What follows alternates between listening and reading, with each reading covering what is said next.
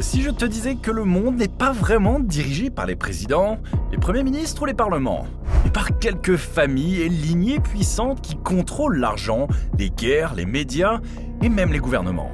Et ce, depuis des générations. Aujourd'hui, on plonge dans l'une des théories les plus folles et les plus discutées de l'histoire des conspirations. Les familles qui gouverneraient secrètement le monde. Alors si t'es prêt à explorer les coulisses du pouvoir, appuie sur le bouton like, abonne-toi à la chaîne et prépare-toi à voir le monde autrement. C'est parti. La famille Rothschild. Fortune estimée de 400 milliards à 1 billion de dollars. Si le mot élite devait avoir une famille, ce serait les Rothschild. L'histoire commence au XVIIIe siècle avec un certain Mayer Amschel Rothschild, qui va vite devenir le banquier des rois. De Napoléon aux guerres mondiales, il finançait les deux camps, conseillait les États et parfois décidait qui gagnait en contrôlant les États avec les dettes. Leur empire bancaire s'étendait à toute l'Europe. Et au XIXe siècle, leur fortune dépassait celle de certains pays entiers. Aujourd'hui, ils ne sont plus aussi visibles. Mais ils contrôlent toujours Rothschild & Co., l'une des banques d'affaires les plus puissantes au monde. Certains affirment que leur richesse se chiffre en centaines de milliers de milliards, même si aucun document officiel ne le confirme. D'autres vont plus loin. Ils contrôleraient secrètement les banques centrales du monde entier. La famille Rockefeller. Fortune estimée de 10 milliards de dollars à 400 milliards de dollars. S'il fallait choisir une famille pour incarner le pouvoir à l'américaine, les Rockefeller seraient dans le top 3. Tout commence avec John D. Rockefeller, le fondateur de Standard Oil, une entreprise qui à son apogée contrôlait 90% du pétrole américain. Autant dire que le gars tenait littéralement le pays entre ses barils. En 1911, la Cour suprême des États-Unis ordonne le démantèlement de la Standard Oil Company pour violation des lois antitrust. Résultat, l'entreprise est divisée en 34 sociétés, dont certaines deviendront ExxonMobil, Chevron et bien d'autres géants encore aujourd'hui au sommet du classement mondial par chiffre d'affaires. L'histoire ne s'arrête pas là. Les Rockefeller ont étendu leur influence dans la banque, la médecine, l'éducation et la philanthropie. Les théories du complot les relient à l'agenda 21, au contrôle de la population et à la fondation du Council on Foreign Relations, un groupe de réflexion souvent accusé de promouvoir des idées mondialistes. On les associe aussi à la Commission trilatérale et même à l'ONU. La famille Koch, fortune estimée de 125 milliards à 300 milliards de dollars. La famille Koch, c'est un peu les architectes invisibles du pouvoir aux États-Unis. Tout commence avec Fred Koch, un ingénieur qui fait fortune dans le raffinage du pétrole. Mais les choses deviennent sérieuses avec ses deux fils, Charles et David Koch, qui transforment l'entreprise familiale en un monstre industriel, Koch Industries. Aujourd'hui, c'est l'une des plus grandes entreprises privées au monde, avec plus de 125 milliards de dollars de chiffre d'affaires annuel. Mais leur plus gros coup, ce n'est pas dans le pétrole, c'est la politique. Pendant plus de 40 ans, les Koch ont injecté des centaines de millions de dollars dans des campagnes de droite, des groupes de pression et surtout des cercles d'influence politique ultra puissants, là où se préparent les lois avant même qu'on en entende parler. Et tout ça en mode sous-marin. Pas de buzz, pas de plateau télé, juste du lobbying massif et stratégique pour faire avancer leurs idées sans jamais apparaître au premier plan. Leur influence est silencieuse, mais profondément ancrée dans les rouages politiques américains. La famille Hunt, fortune estimée de 25 milliards à 70 milliards de dollars. Tout commence dans les années 30 avec Haroldson Lafayette Hunt, un vrai mania du pétrole texan. Le gars part de presque rien, mais finit par devenir l'un des hommes les plus riches du XXe siècle, avec une fortune estimée à plus de 16 milliards de dollars à son apogée. Oui, des milliards, pas des millions. Mais c'est là que les choses deviennent vraiment folles. Ses deux fils, Nelson Bunker Hunt et William Herbert Hunt, ont une idée. Et si on achetait presque tout l'argent du monde? Spoiler, ils essaient et ils réussissent presque. À la fin des années 70, les frères possédaient environ un tiers de tout l'argent en circulation sur la planète. Les prix s'envolent et la panique s'installe. Et en mars 1980, la bulle explose. Le prix de l'argent chute de 50% en un jour. Résultat, le jeudi de l'argent, un crash historique. Les Hunt perdent plus d'1 milliard de dollars en quelques heures. Et comme dans tous les bons thrillers financiers, ils s'en sortent. La famille ne disparaît pas de la carte. Elle diversifie ses investissements, notamment dans l'immobilier, l'énergie et les lobbies républicains à Washington.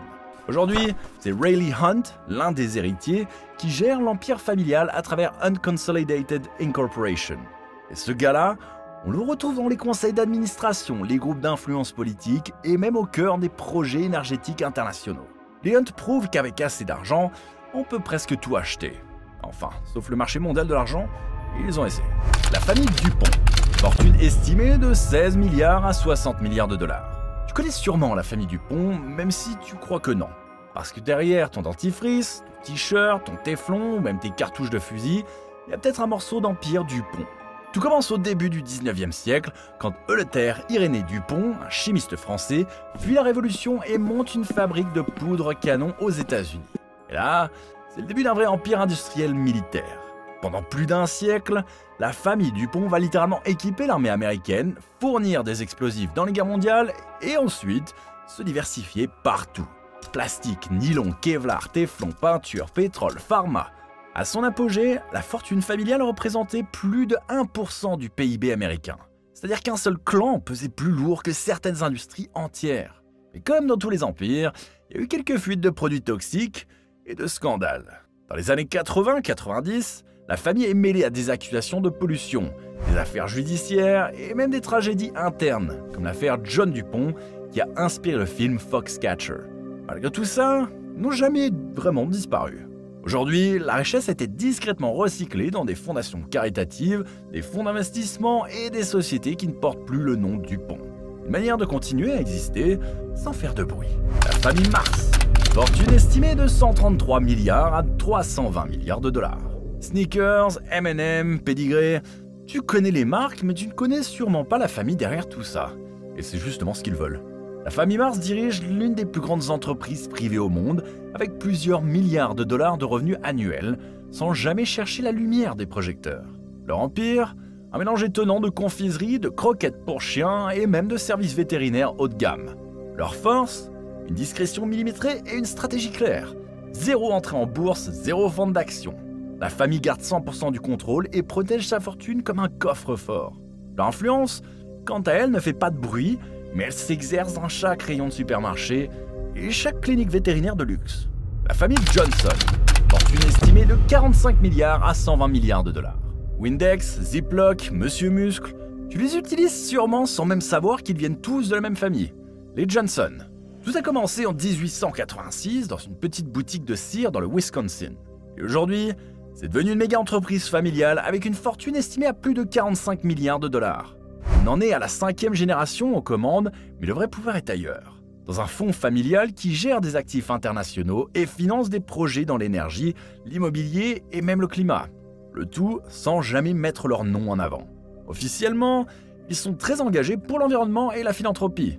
Officieusement, leurs dons ouvrent plus de portes qu'un badge VIP. Résultat, ils ont une influence massive, mais toujours dans l'ombre. La famille Pritzker. Fortune estimée de 40 milliards à 70 milliards de dollars. Cette famille n'a pas bâti une simple fortune. Elle a monté un empire hôtelier avec en vitrine la chaîne Hyatt. Ils ne se sont pas arrêtés là. Grâce à des fonds de placement privés et des trusts familiaux ultra bien ficelés, leur richesse dépasse aujourd'hui les 40 milliards de dollars. Et tout ça avec une gestion discrète, efficace et fiscalement très optimisée. Côté politique, ils jouent dans la cour des grands du Parti démocrate. Penny Pritzker a été secrétaire au commerce et J.B. Pritzker est gouverneur de l'Illinois. Et pour adoucir l'image, générosité millimétrée, dons massifs à l'éducation, à l'art, aux universités, mais toujours avec une stratégie bien huilée pour renforcer leur influence, sans faire de vagues. La famille Walton, fortune estimée de 430 milliards à 600 milliards de dollars. Bienvenue dans le club des ultra riches. Et en tête de liste, les Walton. Oui, la famille derrière Walmart, la plus grosse chaîne de supermarchés au monde. Et accessoirement, la famille la plus riche des États-Unis avec une fortune qui dépasse les 400 milliards de dollars. Tout a commencé en 1962 avec Sam Walton. Et depuis, la famille a gardé plus de 50% des parts de la boîte. C'est-à-dire détenir un pouvoir colossal dans une entreprise qui touche l'économie mondiale, l'emploi et même les rayons de ton supermarché. Mais les Walton, ce n'est pas que les grandes surfaces. Ils ont ainsi investi dans l'éducation, l'immobilier, la philanthropie, même si certains leur reprochent d'utiliser leurs dons pour faire avancer leurs intérêts économiques.